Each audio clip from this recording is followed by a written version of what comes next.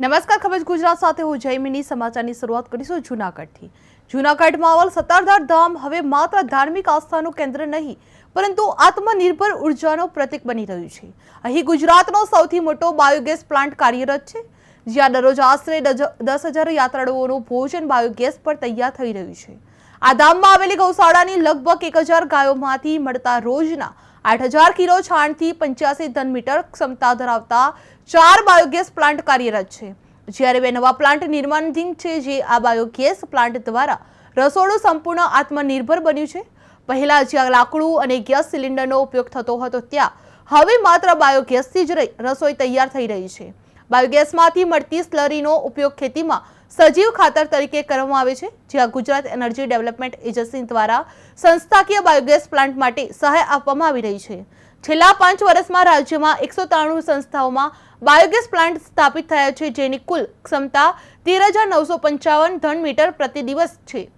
જ્યાં નરેન્દ્ર મોદીની દ્રષ્ટિ અને ભૂપેન્દ્ર પટેલના નેતૃત્વમાં ગુજરાત વૈકલ્પિક ઉર્જા ક્ષેત્રે આત્મનિર્ભરતા તરફ આગળ વધી રહ્યું છે. જે સત્તાધાર ધામમાં આત્મનિર્ભર બન્યું છે, જેમાં બાયોગેસથી 10,000 ને ભોજન પીરસી શકાય તેમ છે. જે ગુજરાતનો સૌથી મોટો પ્લાન્ટ રોજ 8,000 કિલો છાણ ઉપયોગ કરવામાં આવી રહ્યું છે, જેમાં વૈકલ્પિક ઉર્જામાં ગુજરાત આગળ જોવા મળી રહ્યું છે.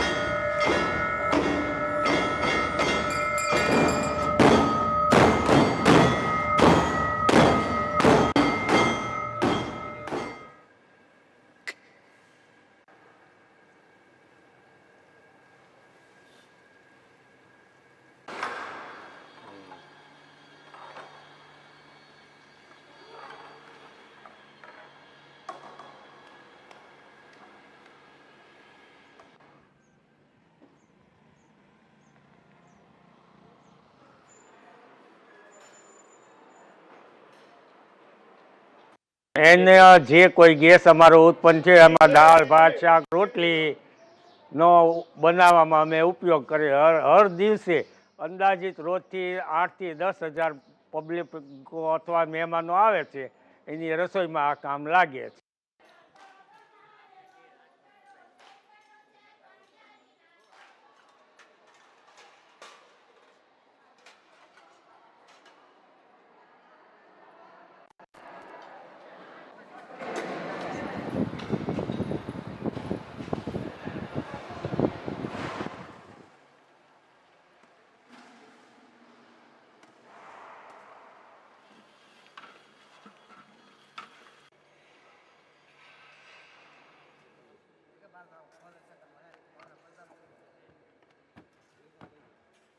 જૂનાગઢ સત્તાગરમાં ત્યાં હવે માત્ર બાયોગેસથી જ રસોઈ તૈયાર થાય છે. બાયોગેસમાંથી મળતી સ્લરીનો ઉપયોગ ખેતીમાં સજીવ ખાતર તરીકે કરવામાં આવી રહ્યો છે. ગુજરાત એનર્જી ડેવલપમેન્ટ એજન્સી દ્વારા સંસ્થાકીય બાયોગેસ પ્લાન્ટ માટે સહાય પણ આપવામાં આવી રહી છે. છેલ્લા 5 વર્ષમાં રાજ્યમાં 193 સંસ્થાઓમાં બાયોગેસ પ્લાન્ટ સ્થાપિત થયા છે, જેની કુલ ક્ષમતા 13,955 ઘન મીટર પ્રતિ દિવસ છે. જે નરેન્દ્ર મોદીની દ્રષ્ટિ અને ભૂપેન્દ્ર પટેલના નેતૃત્વમાં ગુજરાત વૈકલ્પિક ઉર્જા ક્ષેત્રે આત્મનિર્ભરતા તરફ આગળ વધી રહેલું જોવા મળી રહ્યું છે. આ સત્તાધાર ધામ આત્મનિર્ભર બન્યું છે, જેમાં બાયોગેસથી 10,000 લોકોને ભોજન પહોંચી રહે છે, જેમાં ગુજરાતનો સૌથી મોટો પ્લાન્ટ છે. રોજ 8,000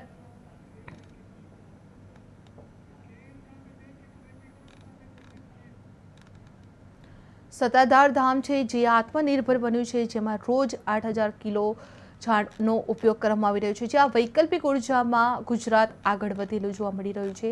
જ્યાં સત્તાધાર ધામમાં આત્મનિર્ભર બાયોગેસથી 10,000 લોકોને ભોજન પીરસવામાં આવે છે, જ્યાં ગુજરાતનો સૌથી મોટો પ્લાન્ટ ગણવામાં આવી રહ્યો છે. જે બાયોગેસથી મળતી સ્લરીનો ઉપયોગ ખેતીમાં સજીવ ખાતર તરીકે કરવામાં આવી રહ્યો છે. જ્યાં ગુજરાત એનર્જી ડેવલપમેન્ટ એજન્સી દ્વારા આ સંસ્થાકીય બાયોગેસ પ્લાન્ટ માટે સહાય પણ આપવામાં આવી રહી છે.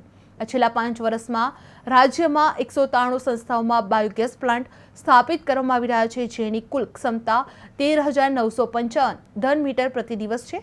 નરેન્દ્ર મોદીની દ્રષ્ટિ અને ભૂપેન્દ્ર પટેલના નેતૃત્વમાં ગુજરાત વૈકલ્પિક ઉર્જા ક્ષેત્રે આત્મનિર્ભરતા તરફ આગળ વધી રહેલું જોવા મળી રહ્યું છે, જ્યાં ગુજરાતનો સૌથી મોટો પ્લાન્ટ ગણવામાં આવી રહ્યો છે, જેમાં બાયોગેસ પ્લાન્ટ કાર્યરત છે, જ્યાં દરરોજ આશરે 10,000 યાત્રાળુઓને ભોજન બાયોગેસ પર તૈયાર કરવામાં આવી રહ્યું છે. દિવાળી હોય, શિવરાત્રી હોય, ગુરુ લાખોની સંખ્યામાં હોય. જોઈએ એટલું ફ્યુલ અમને ન મળે, લાકડું કાસ્ટ અમને ન મળે, એટલા માટે અમારી પાસે 1,000 ગાય છે.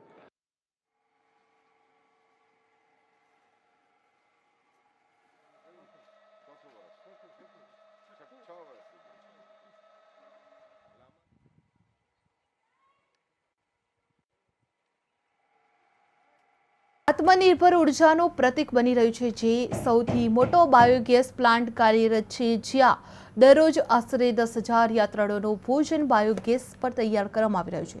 જ્યાં ધામમાં આવેલી ગૌશાળાની લગભગ 1,000 ગાયોમાંથી મળતા રોજના 8,000 કિલો છાણની 85 ઘન મીટર ક્ષમતા ધરાવતા 4 બાયોગેસ પ્લાન્ટ કાર્યરત છે, જ્યારે 2 નવા પ્લાન્ટ નિર્માણાધીન છે, જ્યાં બાયોગેસ પ્લાન્ટ દ્વારા રસોડું સંપૂર્ણ આત્મનિર્ભર બન્યું છે. જે પહેલા જ્યાં લાકડું અને ગેસ સિલિન્ડરનો ઉપયોગ થતો હતો, ત્યાં હવે માત્ર બાયોગેસથી જ રસોઈ તૈયાર કરવામાં આવી રહી છે, જ્યાં બાયોગેસમાંથી મળતી સ્લરીનો ઉપયોગ ખેતીમાં સજીવ ખાતર તરીકે પણ કરવામાં આવે છે. આ ગુજરાત એનર્જી ડેવલપમેન્ટ એજન્સી દ્વારા સંસ્થાકીય બાયોગેસ પ્લાન્ટ માટે સહાય પણ આપવામાં આવી રહી છે. છેલ્લા 5 વર્ષમાં રાજ્યમાં 193 સંસ્થાઓમાં બાયોગેસ પ્લાન્ટ સ્થાપિત કરવામાં આવ્યા છે, જેની કુલ ક્ષમતા 13,955 ઘન મીટર છે, જે પ્રતિ દિવસ નરેન્દ્ર મોદીની દ્રષ્ટિ અને ભૂપેન્દ્ર પટેલના નેતૃત્વમાં ગુજરાત વૈકલ્પિક ઉર્જા ક્ષેત્રે આત્મનિર્ભરતા તરફ આગળ વધી રહેલું જોવા મળી રહ્યું છે, જ્યાં સત્તાધાર ધામ એક આત્મનિર્ભર બનેલું છે, જેમાં બાયોગેસથી 10,000 લોકોને ભોજન પહોંચવી રહે છે, જ્યાં ગુજરાતનો સૌથી મોટો પ્લાન્ટ ગણવામાં આવી રહ્યો છે.